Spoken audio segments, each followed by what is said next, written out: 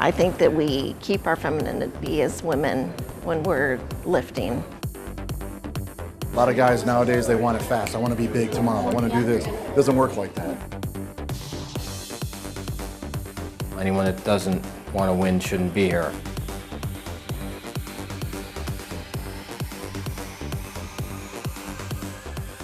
Let's do this. 1987, I did my first bodybuilding competition as a middleweight competitor at 176 pounds, which is what I am today.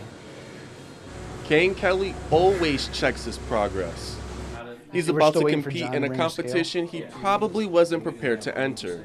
A year ago, Cain weighed 205 pounds. It's about as big as I was going to get for my height and for the category and federation I compete in. Countless bodybuilding shows and trophies adorn the inside of Cain's gym at his hometown in Tawas. So I have 2 6-inch rods and 6 screws in my lower back right now, which are holding my spine straight just from years of abuse, Army, airborne school, jumping out of planes, my whole life. The muscles have pretty much kept me in one piece. Get under this slide a little bit more. So go towards the door. Face me. Now as the shadow from the light hits him, it makes more muscle definition stand out. That's what we're looking for. How did I survive this long in the industry? Because I'm crazy. Anyone had to be nuts to diet like this all the time. Gary Haynes traveled with Cain for the same reason: carbohydrates and competition. Gary moved from the East Coast all the way to Northeast Michigan recently.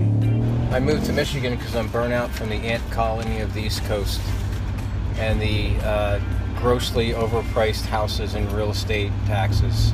Use the left 2 lanes to turn sharply left onto Michigan 53 South. Yeah, it's a mild hell. I haven't eaten anything good in I don't even know how long. I haven't had anything that tastes good. Junk food gives bodybuilders a vascular look. They spend months cutting simple sugars and fats out of their diets. The night before showtime, they load up. I have Lyme disease, so there's a lot of food I can't have. I can't have anything with gluten in it, so I already have really restrictions on carbohydrates. There's things I say no to that people are tend to be surprised, like, oh, you don't want to go out, you don't want to do this. Not really. I have to get up super early, and I'd like to be at the gym. So bodybuilding is a very hard sport. It's not like baseball, where I could teach you to be a proficient hitter in 6 months, and then we'll say, see you next season. I entered into it kind of just as a hobby at first, and then it turned into, let's do shows. Then it turned into, let's win shows.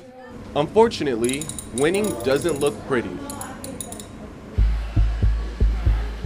The gym has always been Cain's lifelong passion. Then he was diagnosed with prostate cancer in 2017. He kept experiencing severe leg pain even though he got the cancer removed. I had a triple spinal fusion over Christmas, and I ended up with bacterial spinal meningitis by a staph infection. And ended up in the coma for 4 days and in the hospital for 22 days, which basically stripped about 30 pounds of muscle off me. A doctor discovered that Cain needed a spinal fusion to correct his back, which led to his weight loss and short-term memory loss. So basically about 3.5 months ago, I was on my deathbed at about 165 pounds.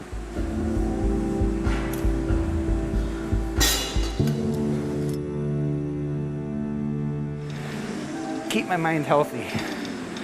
Take out that aggression. So even for those challenging customers, you can be calm. And for my clients, I can be calm.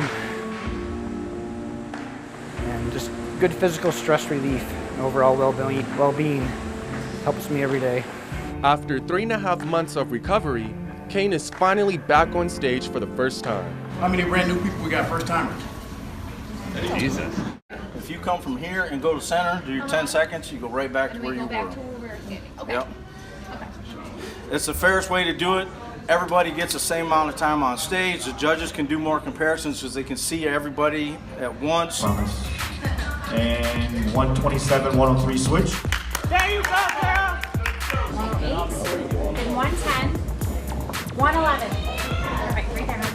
112, 113. Sometimes I feel that maybe I'm judged for the choices that I've made to try to be healthy and work out and be in this industry. A majority of the time they think you're pretty crazy. More women participate in bodybuilding shows, but it's still heavily influenced by men in the sport. Women's bikini and figure is huge, so they pretty much double the amount of bodybuilders that compete in the show, you know. And the reason being is that now bikini is still fairly new. It hasn't been around a very, very long time. So, but you get more women that are getting into that now because it's a difference from being in women's physique or being in women's bodybuilding, because a lot of girls want to just get a nice tone. Unlike men, women could be paying double to flex not more than a few minutes on stage. So bikinis are very expensive, especially when you go up in range as far as trying to get the crystals and things on. I actually put my own crystals on. I just got the bedazzler machine. They're like $500 to $1,000, and it's a lot of money. So people really spend a lot of money on their suits. You know, I know a lot of the women in the industry. You know, it's been sexualized, but it's a sport. These girls work extremely hard, and it is an extremely expensive sport for them. It's encouraging and it's wonderful to see so many women like working to build each other up and to stay healthy and to compete in something that really is challenging for them. I would say go for it. That you don't necessarily look like a man, you don't bulk up necessarily, you use the equipment and get healthy and get stronger. But looking feminine still matters.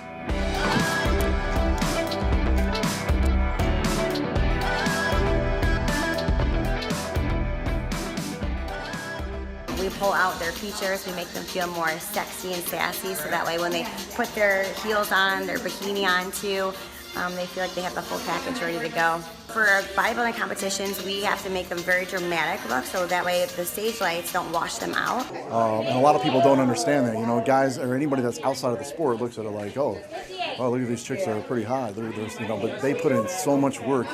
It's for me, I know, and if you're outside the industry, you don't know how hard these girls work in the gym. And it doesn't make a difference if you're a hardcore bodybuilder or if you're a physique bodybuilder or if you're doing bikini. It's still art. It's about making the human body more beautiful, but the pressure of achieving it weighs more than the body and mind can handle.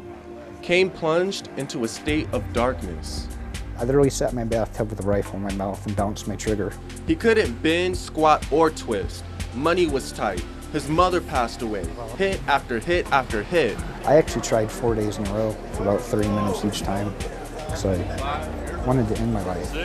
And I'm so happy that I didn't, because look what's happened now. So many things have changed.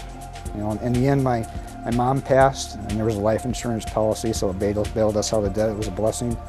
I have a lot of friends that have died just in the last 3 years, actually 3 of them, from long-term gear abuse. So long-term what use? Gear, we call it gear abuse. What is that? Your growth hormones and testosterones, PEDs, performance enhancement drugs. You know, there's a dark side to this industry, you know, and if people choose to go to that dark side of the industry, just do it responsibly. When you're competing, it forces you to sort of take care of yourself. It's a shift in mindset when you say that you want your body to look a certain way. On the good side of it, it's released the creativity, and I'm a want again in the drive from being sick for the past year. Oh, that's right. I'm Adam. Did you have a specific appointment for tomorrow yet? No. Okay. 4:45 or 5 o'clock would be best if you could do that. Stage lights are so bright that if they don't have a tan on their skin, you're not going to be able to see every little muscle and every little cut that they've worked so hard for over the weeks throughout their prep. Hang on. I think that was Cain. You got sprayed? Right now. So yeah, where were we? Bodybuilding. I got that. Right now, this is a national qualifying show called the John Simmons, the 2019 series. The first place winners out of each class will move to nationals. 57, 134, and 142. Perfect. They're ready for you, Lee. Go.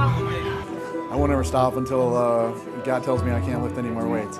The biggest surprise too is always the way bodybuilders look in clothes. They look like nothing. And then they take their clothes off and they look much better. But those who like it understand why they're doing it, and those are the ones who are going to reach the top. In my personal experience, it actually turns out to be such a cool community in a sense. Like once you get to the show, ever since I've been doing this, I've actually made quite a few friends and just met really nice and sweet people. It's not how you place it, it's the journey getting there, although you want to do well. Give it up one more time for Gary Hayes, our light heavy champ.